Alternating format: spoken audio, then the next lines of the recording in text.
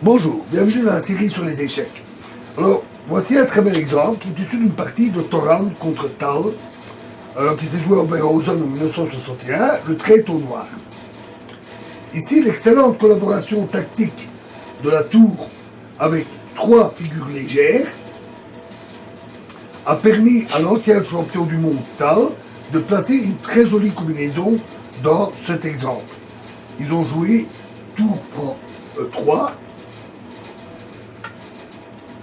Les blancs ont joué alors fou D5, notre échec. Notons que, bien entendu, certainement pas dame prend E3, qui serait une grosse erreur. Car fou prend D4, alors, qui cloue la dame, bien entendu, ce serait une grosse bourde. Et sur fou prend C6, on aura alors tour D3. Fou D5, échec, roi H8, dame prend D3, fou prend D3, cavalier F7, échec, dame prend F7, fou prend F7, fou prend D4, échec, roi G2 et fou prend B2. Et les noirs ont alors 2 pions pour supplémentaires et la paire de fous contre le sacrifice de la qualité. Ce qui est tout à fait correct, même plutôt avantageux dans ce type de finale. Donc, dans la partie,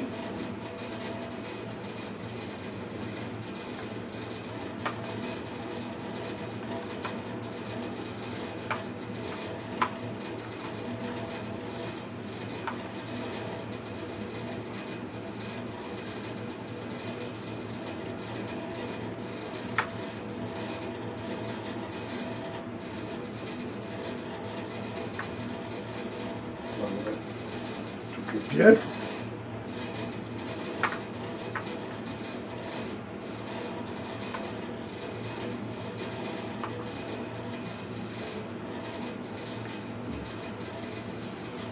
Donc après, tour prend D3. Ils ont joué donc fou D5 échec, roi H8, cavalier F7 échec, dame prend F7, très bon coup, sacrifie la dame, fou prend F7 et tour D3.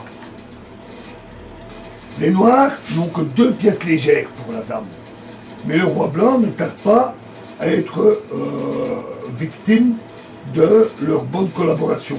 Notons, oui, face à cette attaque, les blancs s'étaient rendus compte de la difficulté. Avec leur attaque, avec le cavalier, ils espéraient en fait passer un échec perpétuel.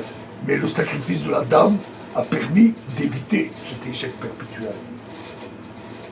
Donc ici, les noirs n'ont que 2 pièces légères pour la dame, en échange de la dame, mais le roi blanc ne va pas tarder à être victime de la très bonne collaboration de ces 2 pièces.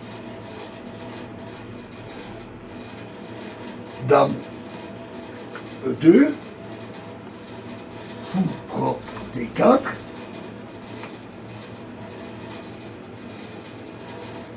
roi échec bien sûr, roi G2 et cavalier E5. À nouveau un très bon coup. Sur fou D5, ici, ce qui gagnerait, c'est simplement C6. Et après, c'est simplement C6. Et après fou E4, C6 ici. Et après fou E4, c'est tour E3. Et une des 2 pièces tombe.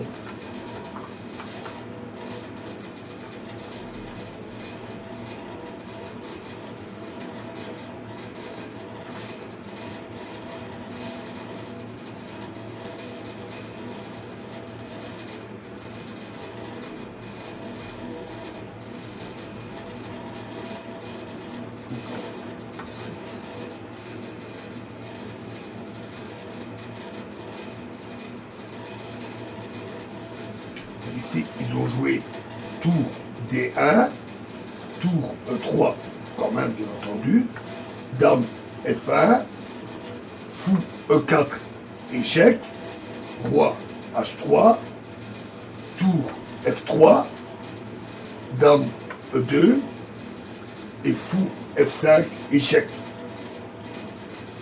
Et le roi blanc est condamné, il est pris complètement dans la nasse, et les blancs ont abandonné.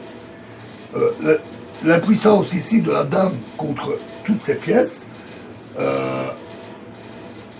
qui sont centralisées, est particulièrement impressionnante dans cette position.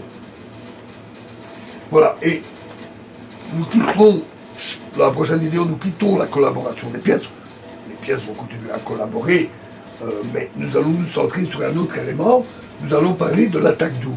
C'est quelque chose que nous avions déjà effleuré